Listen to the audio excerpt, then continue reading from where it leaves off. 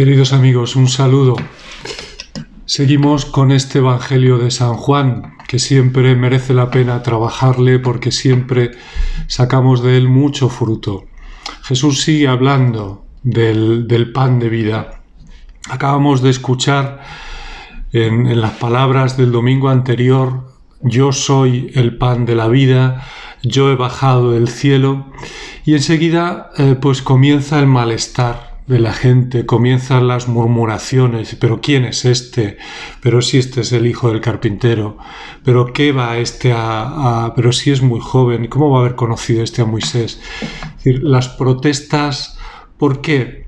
Porque el origen humano de Jesús les desconcierta. Para ellos es un obstáculo que no logran superar. Creo que aquí hay una enseñanza muy importante para nuestra fe. A veces encontramos en lo humano un obstáculo. Jesucristo, Dios, ha querido revelarse a través de lo humano, a través de la carne, a través de las palabras, de las obras de los hombres. Dios no nos ha dado la Eucaristía, nos la ha dado a través de un sacerdote, por ejemplo. Dios no nos ha dado el perdón, nos lo ha dado a través de un sacramento que realiza la Iglesia. Todo nos viene a través de mediaciones humanas y de obras y de actos pequeños. Y a veces nos atascamos y no sabemos saltar por encima de esas mediaciones. Y nos pasa a nosotros lo que a aquellos hombres que se quedan en lo humano y no logran darse cuenta de la gracia de Dios que está detrás. Se quedan en que es hijo de José y de María de Nazaret y no en que es hijo de Dios.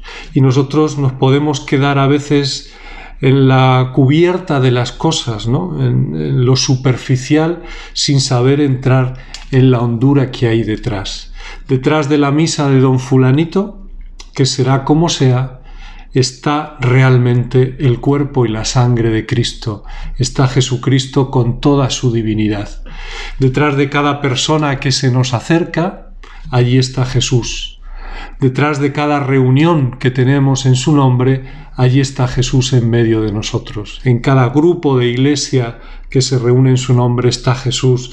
En cada uno que nos encontramos, especialmente en los más pobres, está Jesús. Solo hace falta aguzar el oído y el ojo de la fe para aprender a reconocerlo. Después nos explica Jesús como una especie de condiciones para creer, para llegar a la fe. La primera es ser atraídos por el Padre. Me río porque parece que la primera condición sería estar dispuesto, estar disponible, esforzarse, colaborar. No. La primera condición para creer es ser atraídos por el Padre. Qué gran misterio es este. ¿Y por qué tú y yo y por qué otros no? ¿Por qué nosotros estamos gozosos de la fe que tenemos y de escuchar su palabra cada domingo y otros la ignoran? ¿Por qué ellos sí y otros no? ¡Qué gran misterio! Todos habrán recibido gracia suficiente para poder responder a Dios, pero ¿por qué unos reciben más que otros? ¿Y por qué unos responden y otros no? ¡Qué gran misterio es este! No creo que lo lleguemos a penetrarlo nunca, simplemente a agradecer que lo hemos conocido y a pedir por todos aquellos que aún no lo conocen.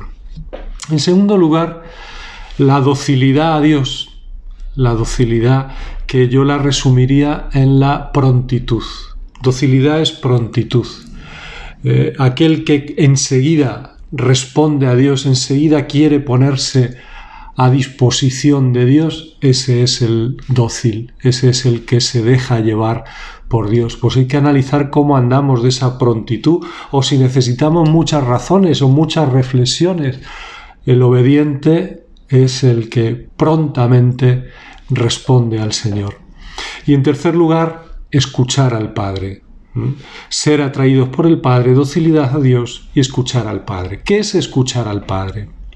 El Padre tiene una palabra, tiene un verbo, y el verbo del Padre es Jesucristo, es el Hijo. Entonces, escuchar al Padre es escuchar a su verbo, es escuchar a Cristo. Cristo dirá: el que me ha visto a mí, ha visto al Padre, es decir, Él es el verbo del Padre. Por lo tanto, no solo hay que escuchar las palabras de Jesús, sino ver las obras de Jesús. Eso es escuchar al Padre. Ver a Jesús, contemplarle, estar cerca de Él y escuchar su palabra.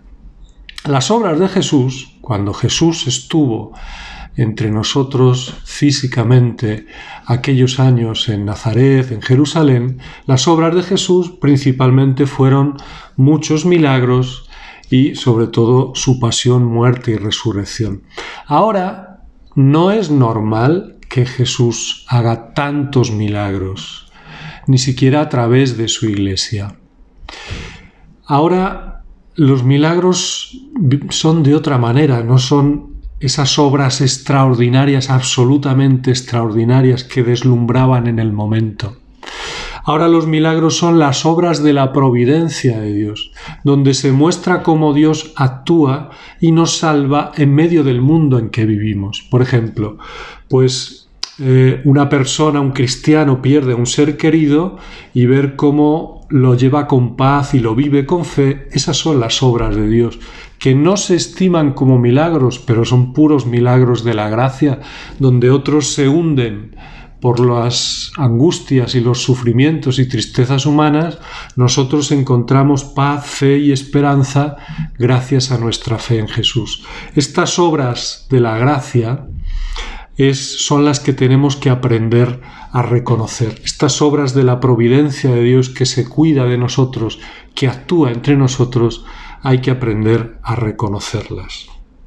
Y por último, nos habla también de los frutos de comer su carne. El que come mi carne tiene vida eterna.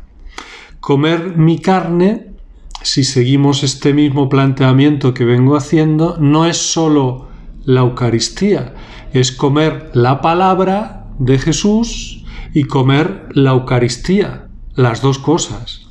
La palabra de Jesús que nosotros debemos aprender cada vez más a escuchar, a hacerla nuestra, a hacerla carne dentro de nosotros.